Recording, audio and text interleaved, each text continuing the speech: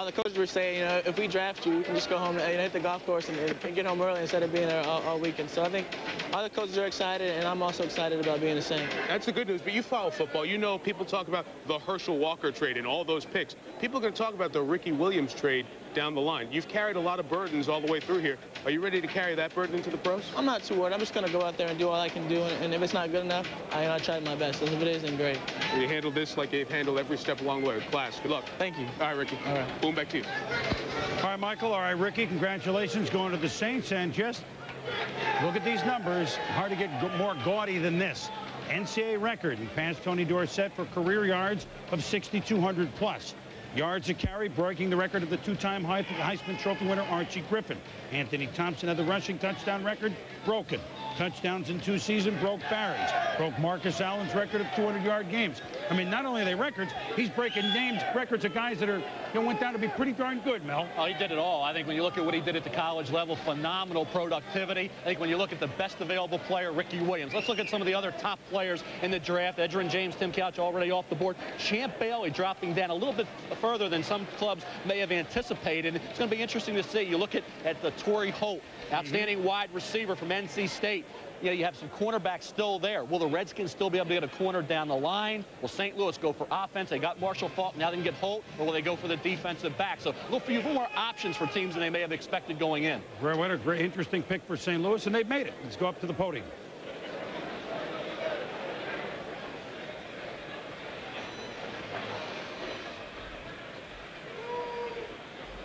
With the 6th pick in the draft, the St. Louis Rams select Torrey Holt, wide receiver, North Carolina.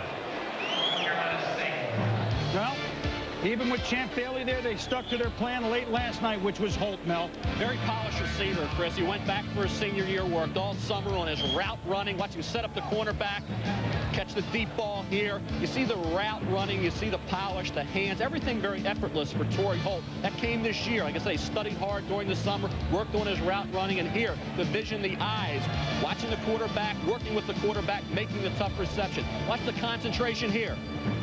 And that's as a senior. As a junior, he made a lot of improvement during the course of this past season. Touchdown reception with his hands. Here's a punt return against Florida State. See him get wide and then turn on the speed, break a tackle. So you're looking at a kid who has a great deal of athletic ability. Not sprinter speed, Chris, but a guy who certainly can burst out of his break and make plays. Again, on the deep ball against Florida State.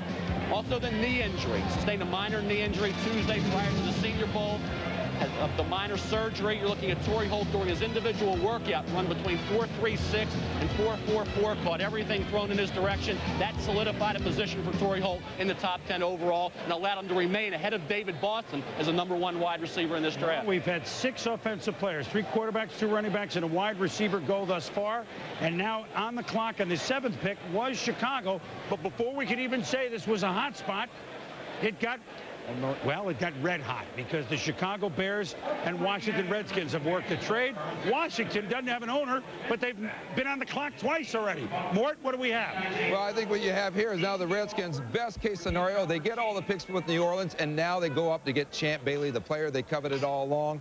And all I can tell you is I had a good conversation with Charlie Casserly this week about protecting the integrity of this draft, knowing that he and Norv Turner could be on very short-term contracts. And he said, Mort, you just don't worry about those things. You just draft like you would normally draft, as if you're going to be there for 5 more years. So right now, this is a great scenario for the Redskins with Champ Bailey. And the Bears move back, I think, at 12, looking at Cade McNown, the UCLA quarterback, Chris. Yeah, he should be there, but may not be. But that's a risk they'll take. And Washington, you're right. No, they get the people's champ, it looks like. We'll see if that's what they do. But let's go up to our Bristol locale and join Mark Malone and Ron Jaworski. And, guys, your thoughts on offense, offense, offense. I know you can respect that.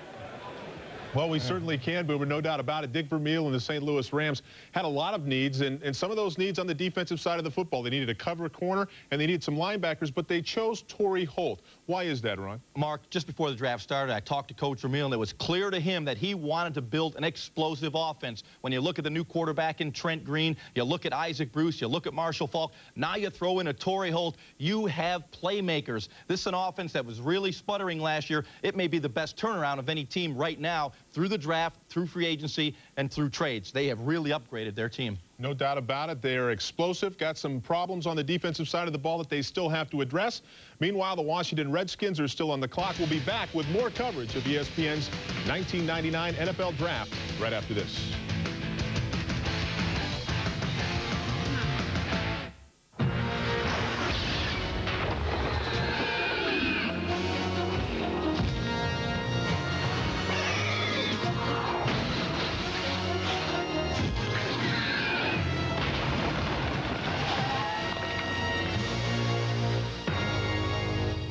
Chris Worth, animator, knows good, knows evil, knows that having a formidable partner is definitely good. Chevy S10, like a rock. Get your hands up! Get your hands up! Go, go, go!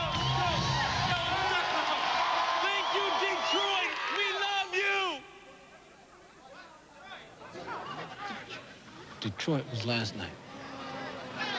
Want to get away? Now you can. Fly Southwest Airlines coast to coast for $99 or less when you purchase tickets by April 27th. You are now free to move about the country.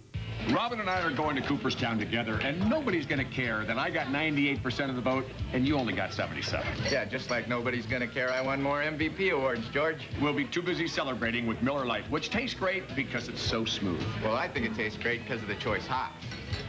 Are you sure about that, Robin? Yeah, I'm sure. 98% sure or just 77% sure? Miller Lite, the great taste of a true Pilsner beer. That MVP thing's killing you, isn't it? Yeah. Wow, they scarfed down enough to choke a moose. Yeah, and tip me a lousy $1. Thanks for nothing. Keep your hairnet on. You can get a 20-minute phone call for under $1. You gotta stop drinking at breakfast. He's talking about 10, 10, 220. Dial it and you can yak up to 20 minutes for only 99 cents. All day, every day. You are a flapjack flipping genius, Slappy. Say I talk over 20 minutes, big shot, huh? It's only 10 cents each extra minute. I guess the $1 does go a long way. Not a bad tip. Is it gyro or gyro? Back in New York, and the trade and the pick by the Redskins are ready to rumble. Let me give you the specifics on the Chicago trade with Washington. To obtain this pick from Chicago, the 7th pick in the first round, the Redskins traded to the Bears the New Orleans Saints first-round pick in this year's draft, New Orleans Saints third-round pick in this year's draft, Washington's 4th and 5th round picks in this year's draft, as well as a 3rd round pick in the next year's draft. And with the 7th pick, the Washington Redskins select Champ Bailey, defensive back, University of Georgia.